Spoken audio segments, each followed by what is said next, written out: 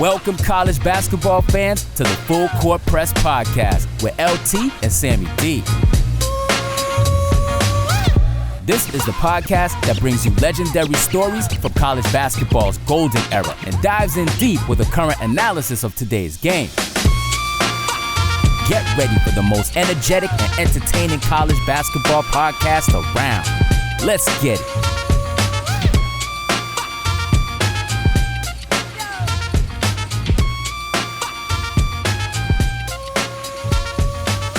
Hello and welcome to another Full Court Press Podcast, a college basketball experience. Luke Taylor here, redoing it for the second time, the intro. I just did the worst intro ever, and I even said, after you said you want to redo it, I'm like, yes, that was pathetic. But Sam, after your experience in broadcasting and all that, you'd think you'd have it down by now. But it's when the red light's on, LT's ready to go. LT, I know.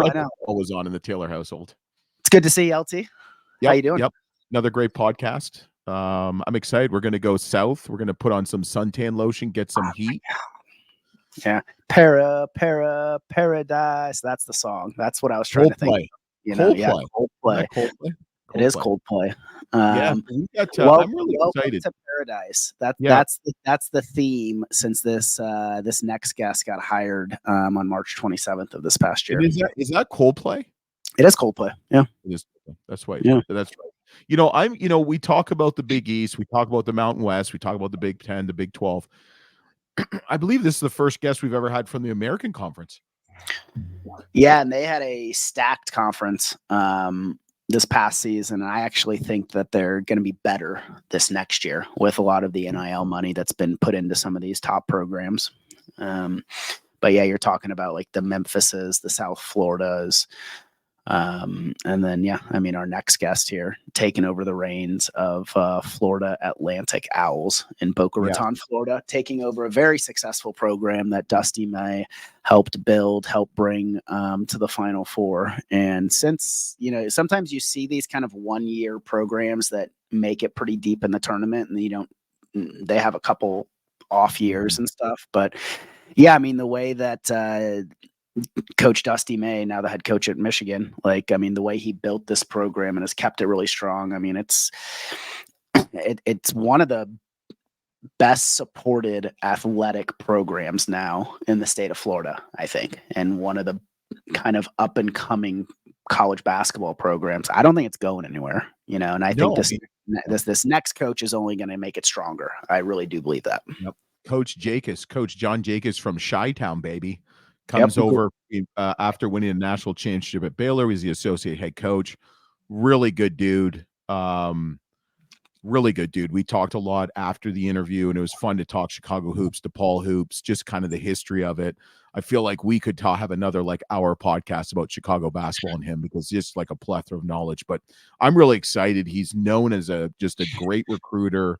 If you come from the Mark Few, Scott Drew tree, you're going to get a great coach, very technically sound.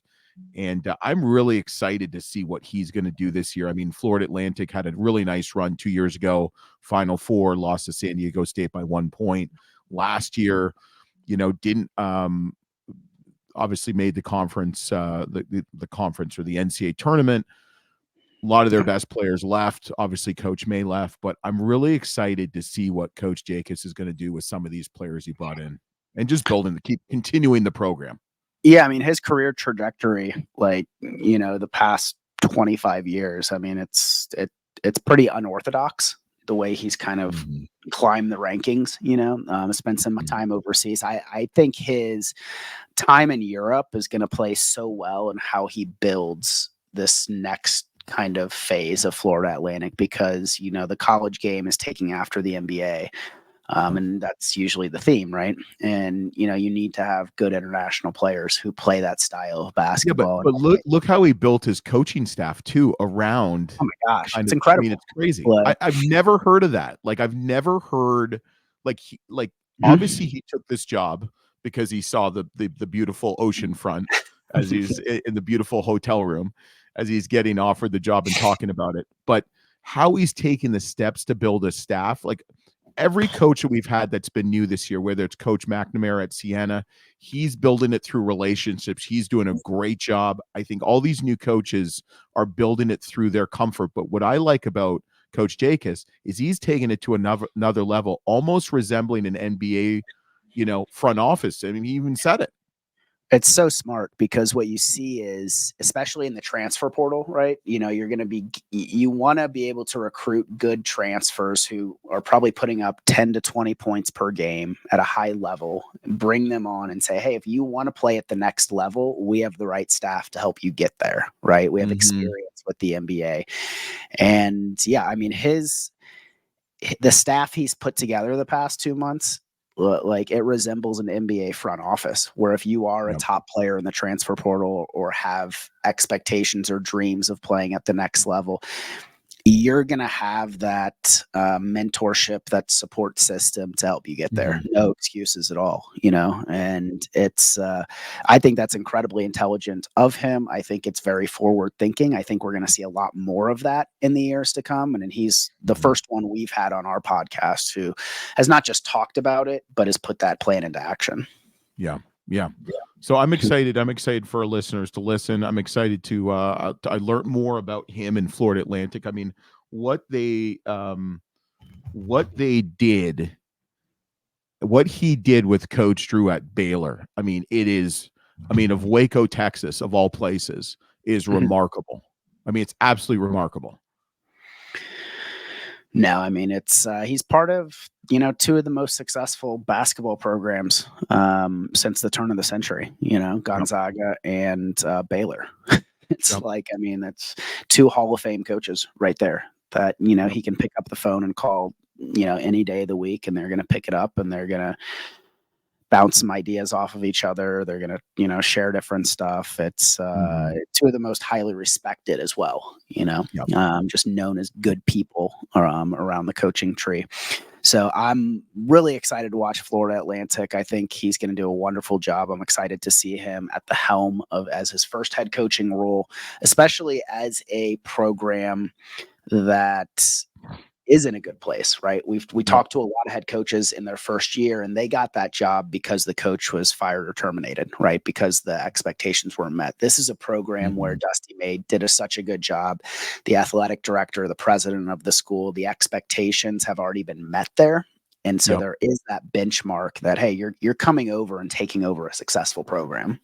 Right. And so it is a little different scenario than we've seen at some other programs and some coaches that we've talked to. And I think he's the right guy for the job. And I think the Boca Raton community is incredibly lucky to have him and his family there.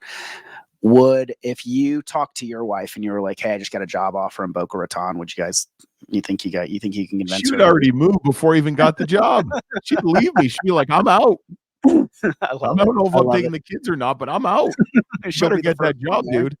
Oh my God. I couldn't imagine if I said that to her like now and it could be 120 down there. She'd be like, I am out.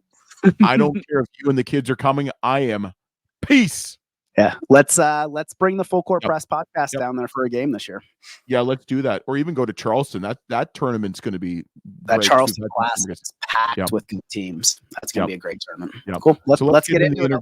Yep, let's do it. Don't forget to subscribe, rate, and review. Sammy loves 5 stars. We haven't had one in a while. So if you love the podcast, you like the podcast, you can if I'm palatable for more than 35 minutes in a sitting or listening, please consider giving us a 5-star review on Apple Podcasts or Spotify. Also, subscribe, rate, and review on YouTube, or subscribe, comment, and like. And more importantly, like we like to do, we like to share. So pass the rock, as Sammy says, and pass this to all your college basketball hoop heads, the Full Court Press podcast, a college basketball experience. Let's get into it, my friend. Let's get it, LT. All right, Sam, I'm really excited to welcome the new head coach of Florida Atlantic, the Owls, Coach Jakus. Coach Jakus, welcome to the Full Court Press podcast. Yeah, thank you both for having me. I look forward to hanging out. Yeah, this should be fun. No, Sam, I'm going to let you start off this time for once, because it seems like I'm always driving You the ship always here. starting off, so I appreciate the courtesy. You know, I've been following. I'm a Big 12 guy, so I've been following Coach Jakus the last several years. You know, 2021 national championship. You know, one of the best, recognized as one of the best assistant coaches in the country, one of the best recruiters in the country. And when he was announced at the end of March as the new head coach of Florida Atlantic Owls, you know, I was pretty pumped that you get a crack at your first head coaching experience at this level. So, what's it been like the past two months now? Yeah, we're a little over 2 months. I mean, we talked a little off air that it's the coaching landscape and the college landscape has kind of changed on what happens in April and May, and you've been quite busy. So I'm going to kind of let you tell us a little bit about what you've been up to. Yeah, I would tell you that maybe it's unique to me because I'm a new head coach, but I don't think it is. I think everybody's going through the same thing. Yeah. I mean, this might be every 12 months, everybody's a new head coach with the portal. And anytime you can get some retention, it's probably a gift. And I know there's a couple teams that didn't lose much. But we had to sign 10 and hire staff and then get everybody here. The staff's awesome, but their family's not all with them yet. So hopefully the wives and kids will show up for all of us sometime in June and July. And then we've been using our free time to sign some players from all over the world. And it just feels like almost every day we're on a visit, but then you're also trying to schedule and put together the rest of what it means to be a college basketball program. So they say it's a fire hose. I'd probably just prefer to focus on the people. If you're with good people, it's a great time. If you're with people that you care about and they care about you, you're doing just fine. So the worst thing we do is we got to coach basketball for a living. I think people should probably stop complaining about the portal and smile a little, but For sure. Way more good than bad, but we're certainly busy. Yeah, you talk about surrounding yourself with good people. I mean, your pedigree, you know, you come from a Gonzaga program that was wildly successful, you know, with Mark Few, and then, you know, spent quite a bit of years with Scott Drew. Again, I mean, two of the most highly regarded just guys, right? Just people, you know, like what was the message after you took the head coaching job at FAU? I'm sure you talked to those two guys. What did that mean to them? Yeah, for sure. I mean, probably the first message was thank you, because I think they both called Brian White and took their swings, athletic director. So that's probably the first message. I said thank you. And I'm not crazy. Like most people get their shot because of relationships in their life. So I'm certainly lucky to have two Hall of Famers as part of my coaching tree. And I think if Mark and Scott both call somebody at this time in their life and career, there's a good chance something's going to happen. So I don't think I screwed the interview up, but I think both played a pretty good role in it. And then, you know, I think they do it. They've done it for so long and they're so good at it. I think, you know, maybe Scott's a little more outgoing and Mark's a little more, you know, wise in the way he gives advice. But the reality is they said, just take your time. Like, don't make fast decisions. And, you know, just be who you are, and things are going to come to you naturally. And the same relationships that help you be a good recruiter are the ones that are going to help you get recruits now. And, you know, everybody you need in your life, you already know. And that's the truth of this deal. And you got to call some friends for some favors, but as long as you take a deep breath and you be yourself, you're going to win in the end. So that's what they've done for over 2 decades, and it's worked for them. So I think I'm just going to stick with that. Yeah. That's interesting. The one thing I want to touch in, I always look on Wikipedia, which is kind of comical, just to get some just basic background. Unfortunately for Wikipedia, it says for you're born in either 1975 or 1976, and it says your age, you're either 49 or 48, which I've never been seen before on Wikipedia. Yeah, I don't know how that's accurate. I haven't seen my Wikipedia page. Go look at it. It's hilarious. Okay, I'll look it up. I don't have a Twitter, but I'll go on there for you today. Yeah, just go on Wikipedia. It's comical. It's like you put your name and it says birth. Unknown. Or 1975 or 1976. I only know one other John Jakus. That's my father, and he was born in 51. So I don't know where the confusion is currently. But a little bit weird. 49, I can tell you that. Yeah. So if I can put that off, I'll do it. Oh, that's funny. So it's so no one had heard of Florida Atlantic up until a couple years ago. Made the Final Four, lost by 1 point to San Diego State. Obviously, Dusty May has did a fantastic job. And I know it's a beautiful campus. We actually had a mutual friend that was a head golf coach there for a couple of years and is now a professional PGA Tour caddy. You've been at Baylor for a long time. You obviously had a lot of opportunities to leave. Why Florida Atlantic? Well, one, they asked, so you got to start there. Two, So I grew up in Chicago, and I came down here for vacation. My cousin grew up here. She played golf at a little private school called St. Andrews here. So I've been familiar with the area, and I'd always kind of pictured me and my wife, who's from Jersey, and Jersey girls retire in Florida. That's probably the oldest story in the world. East Coast too. They retire in the East Coast. For sure. But excuse me. So I think we thought we were going to retire here all along. So if they're going to bring us here 20 years early, we'll let them. And when you do these jobs, you get chances at jobs. You're either taking over one because someone was bad at their job, to be frank, and it's a bad job, or you're taking over one where someone was good at their job and it's a job that's ascending. And I think the ascension of FAU, the recent brand recognition with the Final Four, the location, I recruit a lot internationally. It's a nice, easy, direct flight from Europe and Africa to Miami. I think that played a role in the whole deal. But I would much rather have taken a good one. And I think that's what this job is. And it's right to take off. And it's gone up in conference. And a lot of times when universities go up in a conference, you can track this. They end up being the worst job in the next league. And then it ends up being a bad decision to take that one. I don't think that's the case here. I think NIL is in a healthier spot than ever. They've got a plan. The vision when I met with the ADs just really aligned with growth and success. And you look at Scott, he took one over where somebody murdered somebody. And then you look at Mark, he took over, one in Gonzaga where it's a small school that probably nobody ever saw this come in and happen in Gonzaga. So in some ways, I probably start in a better position than both. But I'm making jokes. The reality is this is just a good one. This is a good one. It's the one of the ones we wanted, and I felt like it was a good win at. And I think it's a good job in a good league, and it's a great chance. Yeah, just make sure you put a lot of SPF on the top because I wear a hat every day because I want skin when I retire on my head. But I took it off for you guys, so good. Special. Thank you. Yeah, there's something to be said when like the slogan for the school is "Welcome to Paradise." It's they brought me in to interview and they put me in the nicest hotel. And it was facing the ocean. So like they're facing me, asking me questions, and I'm looking at the ocean. And it wasn't a bad selling point, if you know what I mean. You didn't have that view in Waco? No, I don't think so.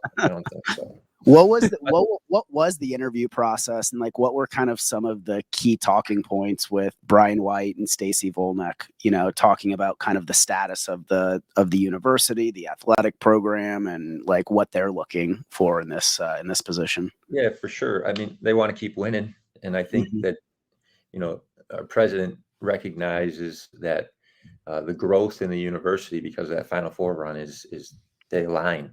I think it's $1.9 billion of free advertising that came to the university when FAU made a Final Four.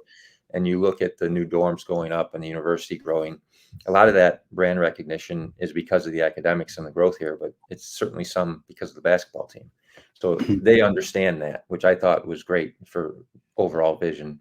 And then, Brian, he's from a basketball athletic director family. So this might surprise you or not, but a lot of the questions were about basketball. And, they wanted to hire somebody who had some acumen when it came to the actual coaching piece. And then his overall understanding of what it means to lead a program well and to be an athletic director at the highest level from his father down. I just think he's got a good feel. He's got a great personality and understanding. And some of it, at the end of it, you get past the basketball piece. It's how do you click with somebody? And you're going to do life together. You're going to have hard conversations. You're going to have to raise money together. And I think some of that bond played a role in it for sure. He's a great guy and knows exactly what he's doing. And I'm glad it was a fit.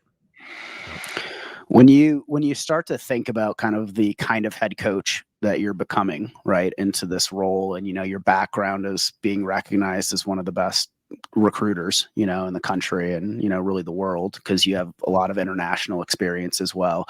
How has that transitioned over the last 2 or 3 years with kind of the introduction of NIL, like the adjustments with transfers? Like, how are you taking advantage of that? And, do you have any thoughts, positive or negative, on all these adjustments that coaches are having to make the last couple of years? Yeah, if you just start with the recruiting piece, I thought one of the most important pieces of our success is, I think both Gonzaga and Baylor were maybe a little bit outside the box in the way we used to recruit transfers on purpose. And then on the other, side of these rules, they had to sit out a year. Mm-hmm. And we felt like we could outplay or develop other people. Mm-hmm. And if you gave us a year, guys could take off. And so I felt like coaching wise, we were already in the portal and making decisions on who to pick. And we would pick those kids based on potential NBA upside, but also their character. Could they handle a sit out year, and would they get better, and how would they use that time? And those are the same exact questions you're asking yourself now. You're just not getting the year to work on the game together. You're just getting 6 months. So because of the way we use transfers to get to the Final Four at Gonzaga, and then the way we won the championship with transfers at Baylor, I think we were maybe more prepared to use the portal well. Then when it comes to the NIL, I think the kids deserve something. I don't think I get a big vote on the structure of how we're doing things right now. There's some things that are probably dysfunctional, but I'm not going to complain about it. And every extra second you spend. Wait, Coach, the NCAA didn't call and ask for your opinion? They did not. They did not. And I don't expect a phone call soon, but I am going to follow the rules, and then we're going to do the best we can with what we have. And, we got to get to the point where we're just okay with this, because it's not going to go away. Maybe it comes internal, but it's not going away. And so you want to get to a place where you're comfortable with it fast. And we hired Isaiah Austin, who worked from Adam Silver in the headquarters in the NBA, who played at Baylor and was a wonderful guy. We hired a guy from the Phoenix Suns. And we hired a guy who had worked in some front offices in the film room and analytics room.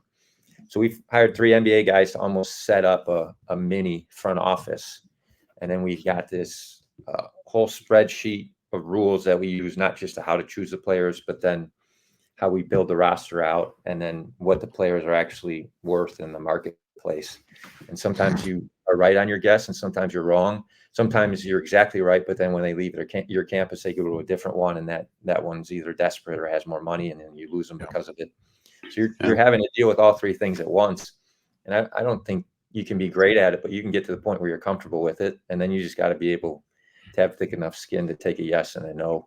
And that's probably the hardest thing still. Like, recruiting can be personal, and you just can't take it personal, especially now, because they're 1 year business deals in a sense. They shouldn't be, but they might be. And so you got to be okay with that. Yeah. And hopefully they do. That's, I think, my biggest qualm is that, you're recruiting, and as a former collegiate coach, and understanding the whole relationship building and what have you. And it's there. It's got to be quicker, but it's also transactional. And it would be nice if they give, if you sign a player, you get them for at least 2 years. Okay. So maybe they go to 2 schools in 4 years. But how has your recruiting philosophy changed? I see some of the players you're bringing in. Baba Miller from Florida State. I really like the kid from Caleb Glenn from Louisville. I actually saw him play.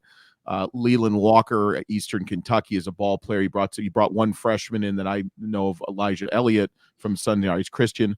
How has your recruiting philosophy changed since you're known as an elite recruiter? How has it changed over the last literally week to 6 months to a year?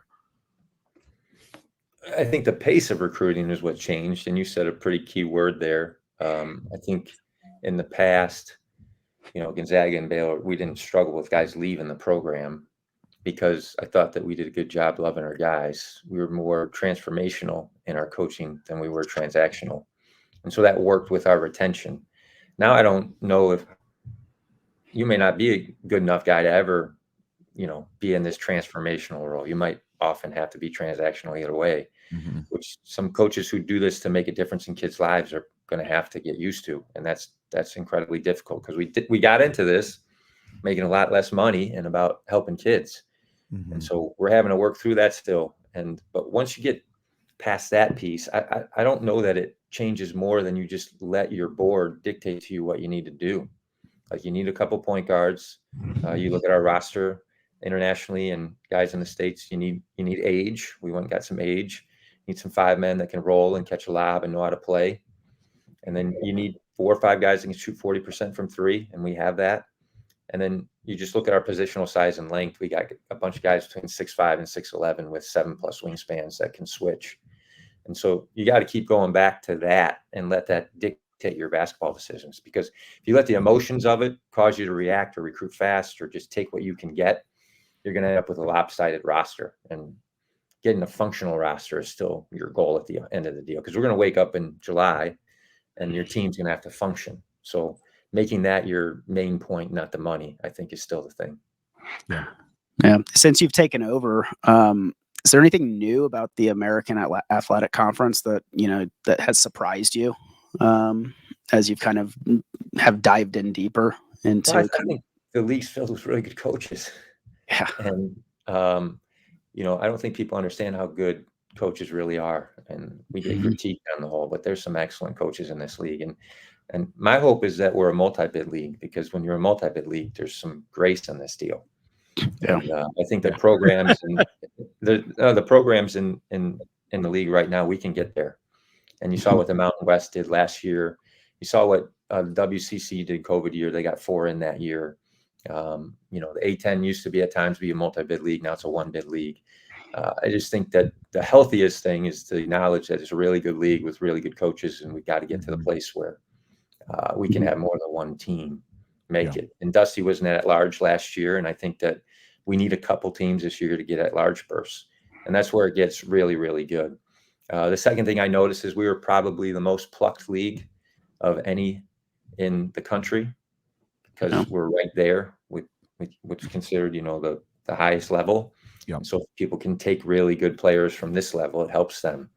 So how you deal with that and retention moving forward is probably the 2 biggest things. If we can be a multi-bid league and then you can keep your players, then this becomes an unbelievable job. I mean, unbelievable job. So that's the 2 things I'm probably hoping for the most, but that happens because I think the coaches in this league are good enough to make it happen. Yeah. So go ahead, Sam. I was just going to say, I mean, with the great coaches and, you got to put Dusty May in that category for the past several years as well. Have you talked to Dusty about the transition that you're going through? And, Yeah, we talked a couple of times, but that was probably in the first week or 2, not as much recently. I just texted with him yesterday about something else, about living in Boca. But we kept Todd Abernathy. Todd's dad played at Indiana, and then for the Lakers, and he was on the 76 undefeated team. And then Todd's an unbelievable player at Ole Miss. He was first team All SEC his senior year as a point guard, and then played professionally, and was an assistant at Ole Miss and an assistant here, and was an assistant on the Final Four team. So I think I get news and updates from him. He's probably the best resource for me because his office is right next door. So Dusty and I have talked for sure, but Todd for me is one of the key reasons we kept him, is just because the continuity of their success. It just has helped in the transition for sure. Yeah. And you never see that happen too. You usually see the guy either go with the coach he was coaching with or goes to a coach he played or coached with before. So that obviously says something to what you guys are building, what he believes in what you're building and what's there. And obviously with you as the helm. So you're a Chicago guy. Yeah. Tell us about coaching in Macedonia. My wife, I went back and forth with Athletes in Action, all over the world. And there's a lot of people who go overseas and they try to bring their style to overseas. I went as a student almost. I fell in love with the nuances of the FIBA game. And then I asked my wife to move with me overseas the first time, and she said no. And then about 2 years later, she said yes. And we were supposed to end up in Bulgaria because I'd done a bunch of coaching in Bulgaria. But then we got diverted to Macedonia, right on the Greek border, right near Thessaloniki. Yep. And, it was an awesome life for us. I mean, I'd walk to work, I'd get my coffee and yogurt, and then we'd practice in the morning. We'd have lunch as a team. Then you'd have your afternoon, coffee or or film time, and then you come back and practice at night. Everything was about basketball. And I just think the way the NBA maybe steals from Europe and then college steals from the NBA, it gives you this open, I guess, door to not only the relationships that have helped with our recruiting, but this mindset of how to see the game differently. And I got an education, to be honest, from some of those coaches. It was one of the best things that happened to me. I know so many people grow up in basketball by being a good player or GA, and I probably grew up by flying overseas and then living overseas and then getting killed by some really good coaches. And, it's one of the best experiences of my life. I'm kind of an outside the box guy because I went that route. And then apart from that, I got screwed over by some refs. They didn't want the American to win. I got some stories about some SWAT teams and fireworks and batteries thrown at my head and some fights. And if you're not tough enough to live that life, then you shouldn't think about it. But those are the minor things. Those are just funny stories. The major thing is what it's done for my career and then what I learned as a coach. Well, the funny thing is, so I played with a guy from Turkey named Erkan Konauer, and he thought elbowing people in the face was not a foul. He's like, it's clean. It's someone clean. punched somebody in the face and it wasn't a technical. Yeah, it was like when Robert Parrish beat the crap out of Bill Lambier and he didn't get kicked out of the game. I mean, it's a different. I wish I coach my kids basketball, and it's big with me is fundamentals. And if you look how the European game is compared to the American game, especially in the younger ages, we play way too many games and not enough practice. Yeah, I mean, I just talked about my daily schedule, and what you heard was practice twice, and the youth would practice up with the men's team, so we had younger guys with us, and we'd send them up and down. We were the authority figure. We didn't have to ask them. They had to accept us and be recruited. They had to impress us to be around with us. So the authority of that helped. I think the 24-second shot clock and the three-point line being pushed back. I think timeouts, the way you can advance the ball, and the ability to go into a timeout as a 14-year-old, watch something being drawn up and then execute it as a game winner. All those little things. I mean, they're not going to ask me, but I think we should switch to 4 quarters and we should be able to dance the ball and we should shrink our shot clock. And I mean, 80% of the guys that play pro from Division I basketball are going to play it overseas. And we would do well to help them. But I think that just a 24-second shot clock at 14, understanding how to terminate, how to make decisions. It also takes coaching out of it. You have to teach guys how to play.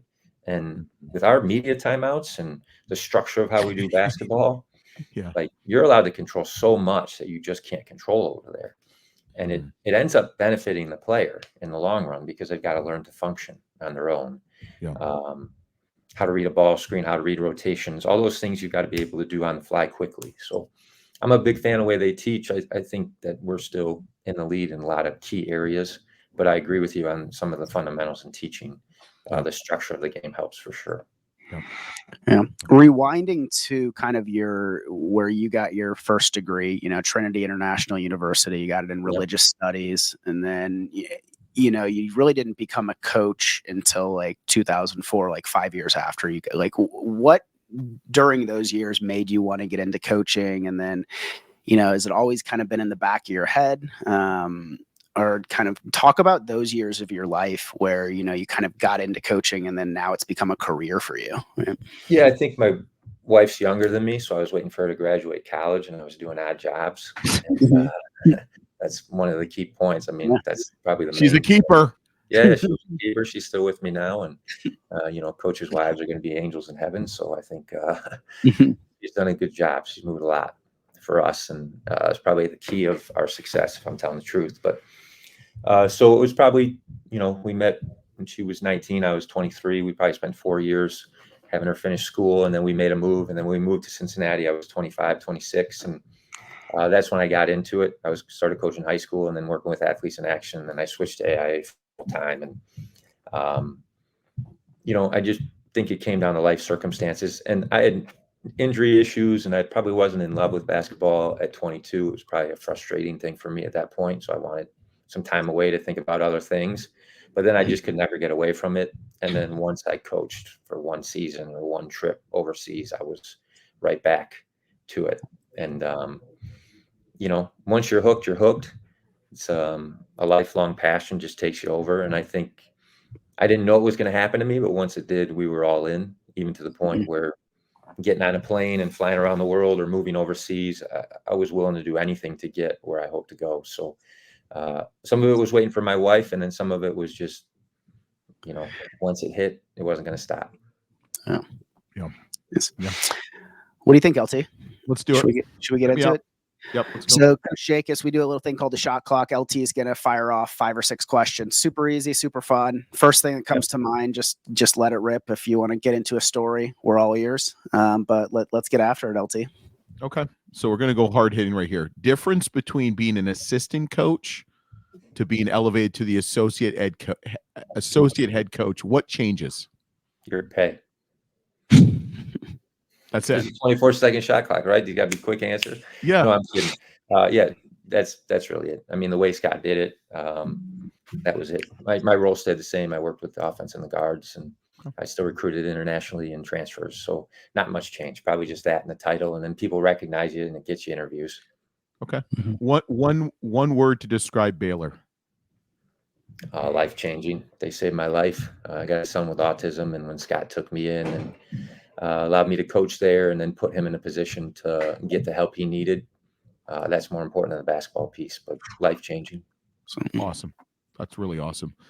Best advice Coach Drew ever gave you? Oh, wow. Or worst, whatever comes first. No, the best advice is never get crazy. You're only as good as your players. Everybody can coach.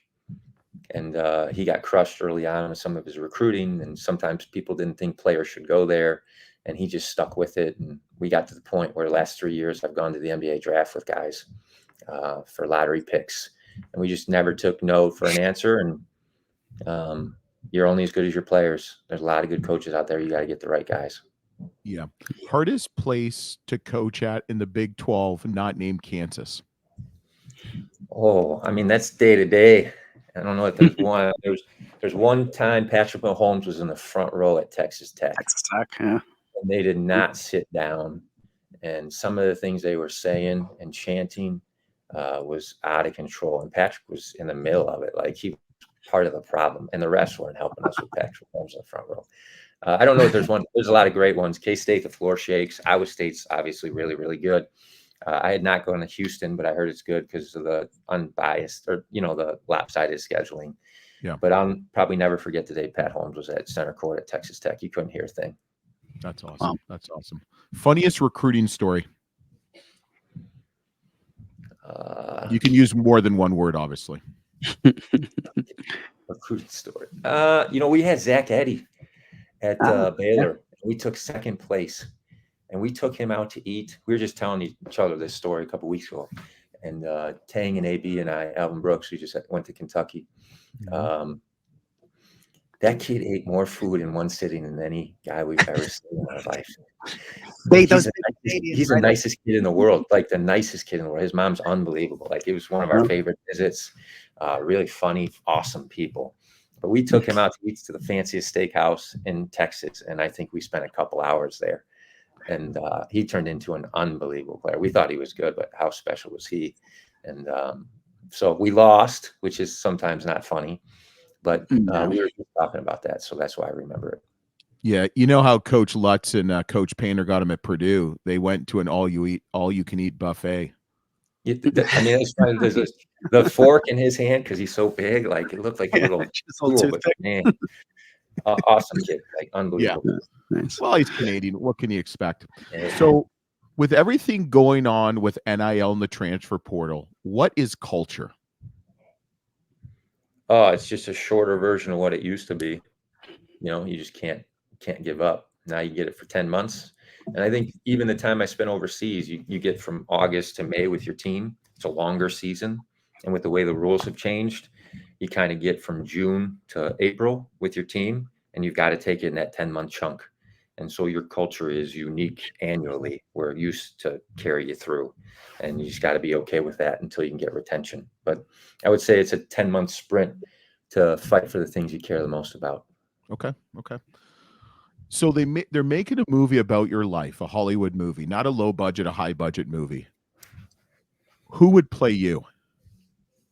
Oh, I don't know. Who's a bald guy with a beard? Mr. Clean. Yeah, I mean, Mr. Clean. That's probably a good one, you know? Yeah, but he's not a Hollywood actor. That's the problem. Yeah. Oh my God. You know, when you looked up, you know who you look like, and it like Who's that? especially your eyes and your nose? Steve Carell. That's fine. I'm not insulted. Yeah. Do you see can that, shave Sam? Like, look at his eyes and it's He like can right shave his here. head and grow a beard. We'll be right I there. know. Oh my I can see God. that. Yeah. Yeah, absolutely. Okay. Last question I'm going to ask you. Maybe not the lower part of the body, though. I think Coach is a little bit more No, stacked. I mean, it's right there. Like, I can see it. It's like piercing. All right. Song that best describes you. Best describes me? Yeah. So that her first home game for the Florida Atlantic Owls, like if you had your own walkout song to walk out onto that court, that first game, what would you be picking? I don't know. It's got to say something with Paradise, doesn't it? Yeah. What's that Guns Don't N' say Roses Jimmy song? Buffett. What's No it? Jimmy Buffett. No. What's that Guns N' Roses song? You know, when I was old enough to be part of hair metal, Welcome to Paradise. Isn't that Welcome to Paradise? Yeah. Isn't it? Welcome to the jungle. We got funny games. Yeah. I don't know. You know, my favorite band's Pearl Jam. I just went to the concert with my oldest son, and probably a live Pearl Jam. If you're just being honest as far as what I'm listening to in the truck. No, it's pretty wild how many head coaches we've had on here who name Pearl Jam. And it's like we've had a couple. Favorite brand. Yeah. Much better answer than Coach Miller. He didn't say anything. It's all good. You won nothing, you got nothing, and we heard the floor shake and Patrick Mahomes, so it's good. No, that's awesome. Great stories there for sure. Well, Coach Jakus, I'm going to turn it over to you. Last minute of the show. Anything you want to share with the Florida Atlantic, fan base, student section, alumni, boosters? Anything you're really looking forward to this during the summer, and then any games you're kind of circling for next season. Yeah, camp is great, and it's really nice to get out of the portal and into the community. And I'm hoping that'll happen with my family here soon. They're still in Texas, but. The reception has been awesome, and I can tell how much people care and how much they love the program. And the idea that they sell out and there's this waiting list to get season tickets, and some students have slept out. Like at Gonzaga, people would sleep out in snow in the tents to get in for the St. Mary's game, and there's some of that here. I just haven't felt that. Like I feel like when our staff wakes up and it's that first March Madness, like this Midnight Madness thing we're going to do, and they're there and the flamingos are in place and the people are going crazy and we get to feel that for the first time. That's probably the thing I'm looking forward to the most, because in all this work that you did gets put into perspective, it becomes about the kids again, it becomes about the community and the culture of FAU. But I have heard that home games are unbelievable, and the arena's a little smaller, but that you can't hear and people care. So if there was one thing that I'm really looking forward to is game one in this building. And the moment we play good enough that we can't hear, and maybe it won't be Patrick Mahomes loud, but I've heard it's going to be close. And I'm hoping the fans will fall in love with the roster and stick around like they have the last couple of years. We're going to try to keep this thing going. But that's probably the thing I want the most is our staff experience. Who are you playing game one? Can you say that at least at home? I actually don't know that. Like our scheduling, we got the Field of 68 event. I know that we're going to do the Charleston Classic, but I don't know all 8 teams yet. That's not completely finished. That's an ESPN event. It's a chance for some quad one games. We're close to getting 1 or 2 more options, so we'd have some quad one opportunities because we know we got to take our swings. The net has changed the way you schedule. You can no longer even schedule for wins. You've got to schedule for swings or quad ones.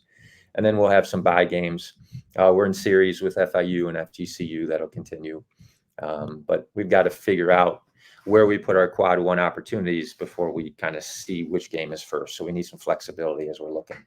But we'll follow the rules of the net and see if we can't make this an at-large situation along with some other teams in our league. That's our hope. So Baylor's not coming for your first home game at FAU, huh? No, I don't know if that's been rumored or something, but that's no. I like to start shit, so whatever. You can make up whatever you want. It doesn't make it. Hey, false. Hey, if it's on the internet, kind of like you, we don't know if you were born in 75 or 76, so it's true. You don't know, and we don't know if we'll play Scott in a neutral or if we'll play him in a home and home. But I'm going to tell you, it's probably not a home and home. No. But Coach, thanks so much. We really appreciate it. Yeah. Thanks for having me. Appreciate all you do. Look forward to meeting you guys in person. Yeah, no, it's our pleasure, Coach. Good luck this summer, and going into next season, we'll be following you for sure. Yeah, just stick with us for one more second, Coach. Thanks for being on here with us. We wish you best of luck. We're really excited to see the Owls. Don't forget to subscribe, rate, and review, and listen and watch the Full Court Press podcast, A College Basketball Experience. We'll be back next week with someone great and someone new, just like Coach Jakus.